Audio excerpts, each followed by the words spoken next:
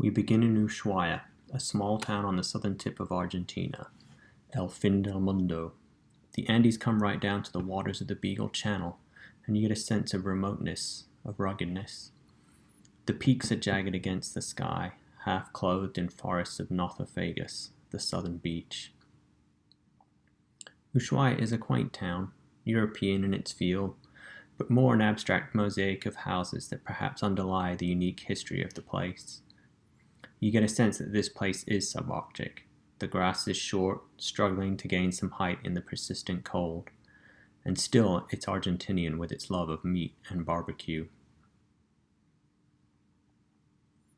The Beagle Channel is a natural marvel in itself, carved out by glaciers and now providing a link between the Atlantic and the Pacific, separating Argentina to the north and Chile to the south. Our cruise under gray skies was placid and filled with life. Cormorants, whales, seals, penguins, and skuas. And all the while you have to remember that it is midsummer and not, as the sky suggests, a bleak winter's day. Even here I find orchids, Gavilia lutea, the world's southernmost orchid, a very nice find.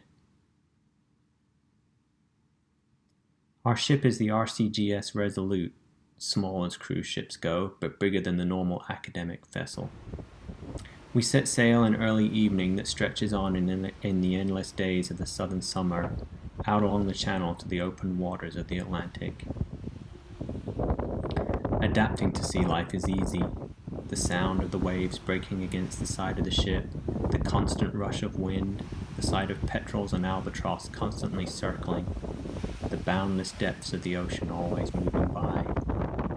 You feel a sense of isolation, of smallness, but also a profound wonder at what this world really is. It reminds me of lines from T.S. Eliot's poem Proof Rock. I have seen them riding seaward on the waves, combing the white hair of the waves blown back, when the wind blows the water blue and black. We have lingered in the chambers of the sea by sea-girls wreathed in seaweed red and brown, till human voices wake us, and we drown. Land. After 2 days at sea, excitement pulses through the ship. We are getting off. The Falklands. West Falkland first. A hostile-looking crop of land dusted with grasses of gold and rust, punctuated by lichens and boulders, and a few holly sheep. And the wind, constant 50 knots, howling. The sun pierces through the clouds at times and turns the water to a tropical azure, but the cold and shrieking wind halts all thoughts of getting off the boat and plunging into that beautiful water. We cruise the isles and enjoy the stark beauty of this remote land. Stanley, the capital port city of the Falklands. We are getting off here. The town is quaint and so British. A bus ride to the further end, a small bay with another tropical-looking beach, but this one off-limits because of mines, remnants of a war that is battled still in the minds of the residents. We see more penguins, more stark beauty with rocks, lichens, plants like vegetable sheep and diddle-dee berries, and lots of birds. Can you get more British than lunch in a pub and a photo with the Iron Lady herself? As we leave, the rainbow does hold promise, but the long haze of the midsummer sun holds the hint of the hard and cold life. I feel like I am looking out on Scottish firths. More sea days filled with wind and water and whales, a pod of over 300 humpbacks, and we are in their midst, and they are feeding and waving their fins at us, flashing their tail flukes. We approach South Georgia during the night and wake up anchored off a glacial plain called Salisbury Plain. The water is blue and small islands dot the bay. Penguins are porpoising in the water around us, and there is a shimmer of something on land, a pulsing mass of bodies. The plain is home to one of the larger king penguin rookeries with an estimated 60,000 breeding pairs, which does not include chicks or non-breeding birds. Probably 100,000 birds in total. Their call fills the air and they waddle around us nonchalant, going on with whatever it is they do. Some chicks still have their down, whereas others have little tufts left, like a 70s hipster with his collar unbuttoned to show his proud puff of chest hair.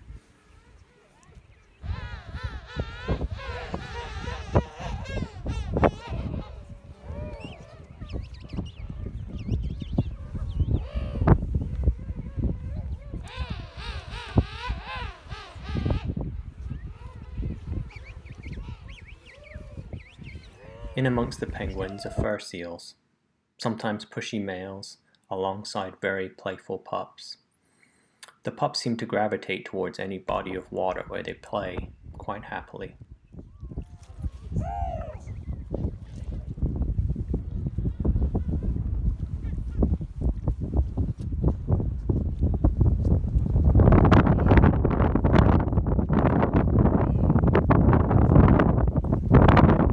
The female seals are a little more tranquil, though they give you a watchful eye.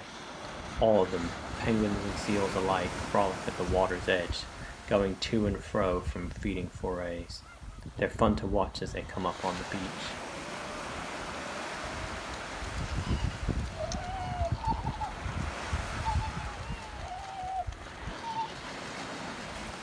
South Georgia is another island of stark beauty, with mountains rising from the sea. Old mountains that have been folded upon themselves, generating unique formations easily identifiable. Shackleton himself used the rocks to figure out where he was. But the island has a bit of a sordid past. Whaling and sealing, both of which depleted the populations of important sea mammals. They are coming back now, some faster than others. The signs of the past are all around. Beauty in the rusting hulks of the machinery that decimated these waters 100 years ago. The populations are recovering. Fur seals seem to be in abundance. Maybe you ask, why should we care about animals that live so far removed from where we are? But these animals range far and impact waters beyond the frigid waters of the Southern Ocean.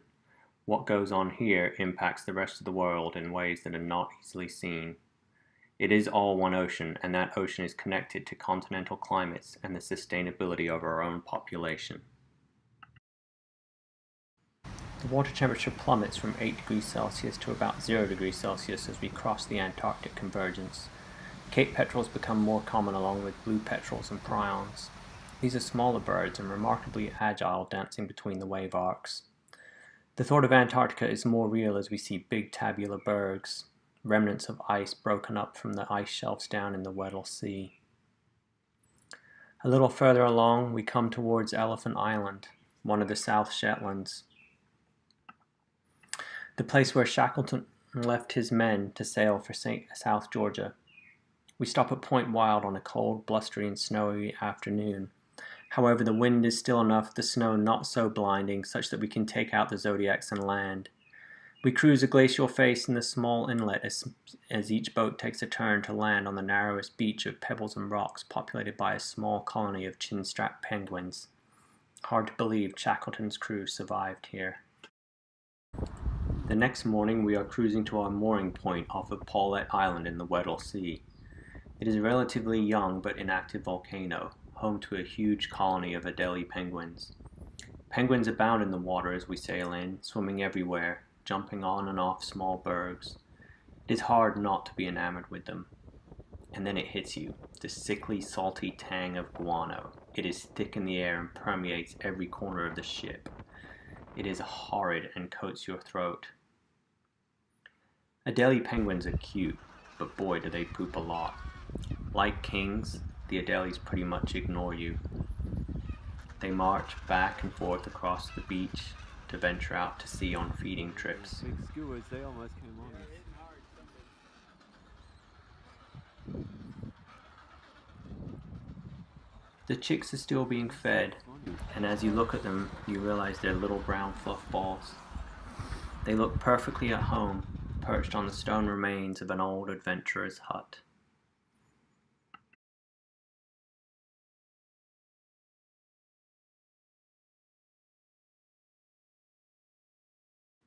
Cruising the island after being on shore is also spectacular, with bergs, penguins, and the occasional seal. We cruise again in the afternoon, Brown Bluff, another volcanic site considered part of the Antarctic continent itself. It is grey and cold and the sea full of bergs. Even though it's grey, the colors are amazing, especially when the ice runs to shades of blue. We find black ice, 10,000-year-old frozen water. The beach is cobbled and grey. Brown, tough rocks are covered in lichens, a sign that life can survive even in the bleak and cold. This is our first continental landing, and we huddle for pictures.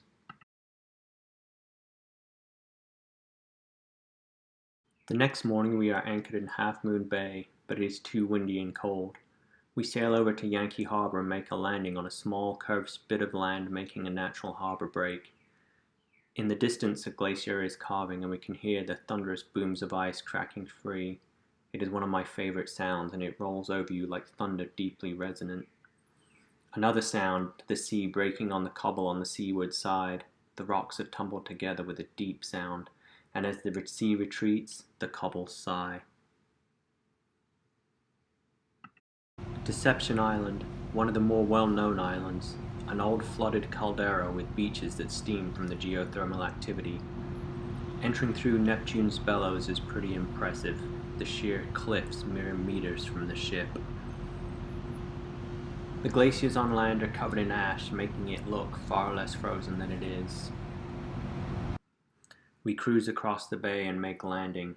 We then hike up to the rim of one of the craters and stand in ash-black sand as the wind swirls down the hill, cold and forbidding. Wilhelmina Bay, a spectacular morning. I stood on the deck as we cruised through narrow channels, bergs floating by, whales feeding constantly around us. We docked in a large bay sheltered from the wind, and the sea was like polished steel, flat, calm. The only sound was that of whales breaking the surface to feed. It is surreal to be so remote, surrounded by so much ice, and hear this otherworldly sound of such gentle animals. The experience is spiritual, and I cherish that feeling alone on the deck, just gazing at the spectral landscape of ice and ocean. Our Zodiac cruise takes us to see whales, and we do. Lots, some with calves. One even swims under our Zodiac, a transcendental experience in itself. Lunch, a barbecue on the open decks. Courville Island and the one time the sun shone. The sun transformed the landscape into a glittering display of joy, and the ice dazzles with shades of blue, and the sea reflects light more than diamonds in a Tiffany display case. Gentoo penguins roam the beach, and a bare rock dome punctuates the island. Cruising the ice floes is stunningly beautiful, and we are rewarded with a curious leopard seal. He gets a little close, and we are told stories of how they will bite the boats. A couple of times it looks like he will. Still, the sun on the water and glaciers stretching away into the distance makes it all worthwhile. We stay at Courville as some people camp, then to Nico Harbor the next morning. We moor offshore in Zodiac over to a glaciated slope laying next to a calving glacier. Another day of calm sea, and the glacier is reflected in it. We hike the slope to a small rock outcrop and take in the scene. It is pure tranquility, and we spend an hour just looking out over the bay at the numerous bergs and mountains across the way. We are nearing the end, and there is a sense of melancholy that we will be leaving this remarkable place. Orcas are spotted, and we speedily walk down the hill to the boats, and we are off, chasing a pod of orcas as they move out of the bay. We finally catch them and are rewarded with 2 small pods that merge to one. Dorsal fins break the water in quick succession, moving fast. One of the boats is lucky, and the orcas come right up to them. They are the type B orcas, the smaller ones with yellow markings from diatoms present on their skin. It is another surreal moment to be so close to such magnificent animals.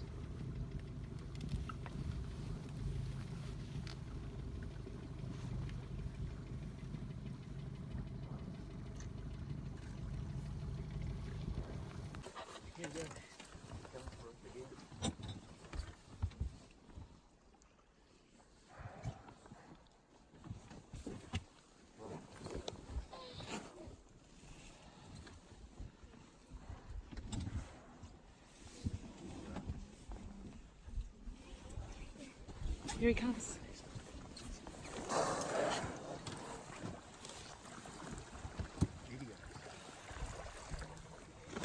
Fucking Jesus. The last day by the continent, and we take a ship cruise around Fournier Bay. We end as it has always been, with steel grey skies and seas, white ice, and the sounds of whales. We are allowed out on the prow of the ship, and everyone is so happy, even in the grey light of the lengthening afternoon. Someone puts on tunes and people are smiling, dancing, taking pictures, just happy. It is a magical moment. It is a magical place. It has a way of seeping into you and transforming you, not just because it is one of the last untouched places on Earth, but because it is a reminder of all that this Earth is and of what we need to do to protect that which we share with so many other species. The raw and pristine, often stark landscapes where you can easily teeter between life and death are jaggedly and jarringly beautiful. They work on you like an itch, slowly growing in your consciousness until you can think of nothing else except to look at them and experience them again.